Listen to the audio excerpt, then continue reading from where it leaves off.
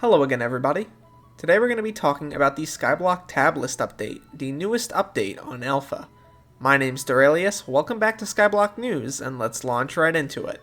Now, taking a look at the tab list, not too much might be different, but that's at first glance. If you do /tablist, you can see a bunch of widgets that can be changed. Basically, you can customize everything about your tab list for every island and every location in the game.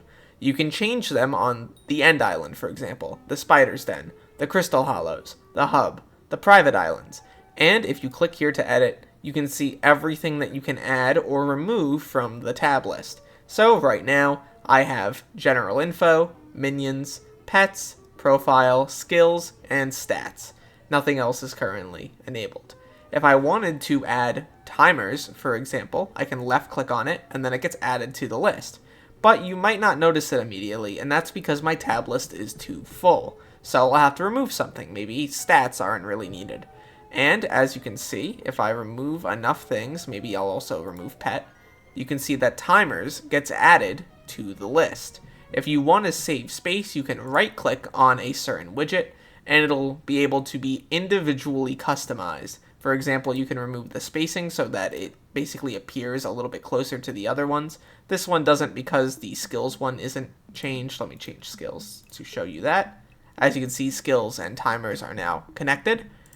Then going back in and changing them back to normal. I can also remove certain timers. So let's say I don't really care about bingo. I can remove bingo and then boom, bingo's gone. It's that easy.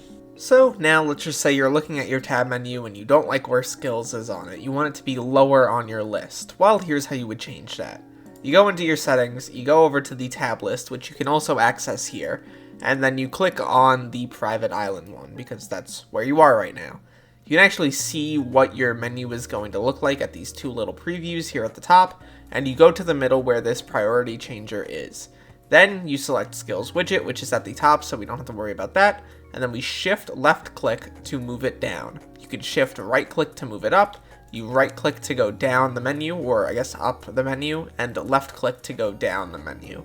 So keep that in mind. So let's shift skills widget down.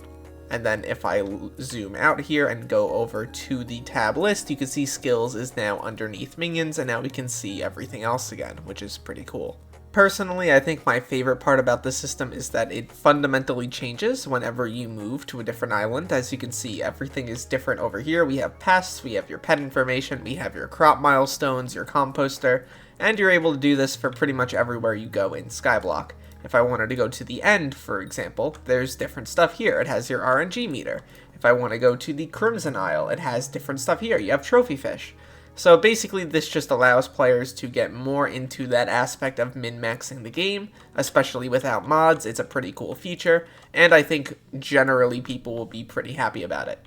My only wish is that they add more things that can be added to the widgets over time, but that is something I figure they will be likely to do. Note that some of the widgets actually have some pretty advanced functionality. A lot of what I've seen, notably for the hub, which you're able to actually turn on your bestiary widget, for example, and then right click, and then you're able to actually go in and select which mobs you want to show.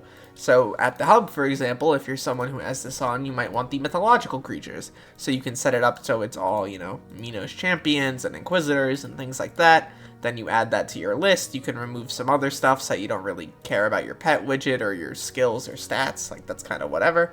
And then you can see your bestiary on the right side there. And if I head over to the hub to once again show you, now we have all of that information on the top right. Please look away if you have more Inquisitor kills than me, by the way. I am not very good at the game. Overall, I will say the fundamentals of this update are pretty incredible. I think this is an excellent little quality of life addition to the game. Obviously, it's not very major, but not every update can or should be. Hopefully we get further information about the foraging update fairly soon. Something like a roadmap or a view into the update at this point would be really nice to see. At the end of the day though, my name is Derailious. Thank you so much for watching this video till the end, and look to the future fellas, because I will see you then.